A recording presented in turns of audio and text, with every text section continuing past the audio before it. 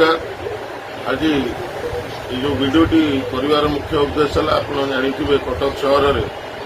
बहु वर्ष धरी सीडीएस सेक्टर 13 में दलित भाई भौणी और गरीब लोक मान जो 180 एकर जमीन अच्छी से जमीन बाबद आज को आम बहु वर्ष धरी 15-20 वर्ष ऊर्ध हम आम ए बाबद लड़ाई जारी रखुलु जेहेतु से लोक मैंने हकटा फेरी पाते किंतु किसी सरकारी ऑफिसर एवं किसी कुचक्री गोष्ठी आपको निज कबल को नापी से बहु उद्यम जारी करते पूर्व आम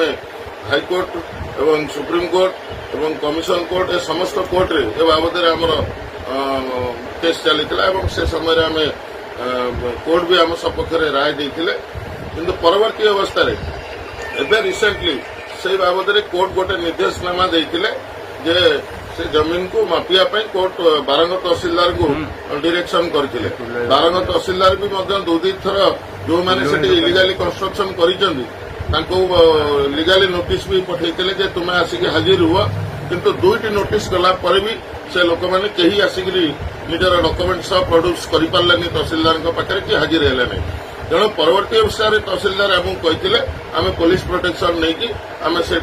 मापचुप करूँ किंतु सबुठ बड़ मजादार कथा थिला ए घटना ए स्तर को आसला परे हाईकोर्ट को निर्देश सत्वे भी किंतु रिसेंटली आप जानते जे सीडीए गोटे गणमाध्यम प्रकाश करथिला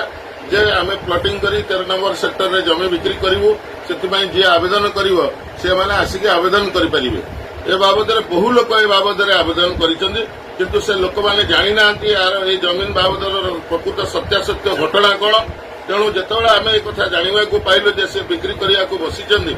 आम बाध्य कोर्टर जो अर्डर गुड़ाक नहीं आम कोर्ट द्वारस्थ हेलु कोर्ट आज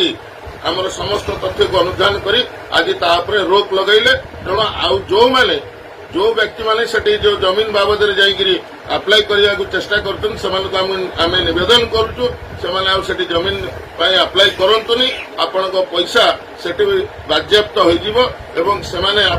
पैसा देवार बहु विलंब करेंगे तेणु आपण समस्त को बारंबार निवेदन करुचु जो मैंने से प्लॉट बुकिंग करने चेष्टा करते दयाकोरी प्लॉट बुकिंग न करने निवेदन करूँ।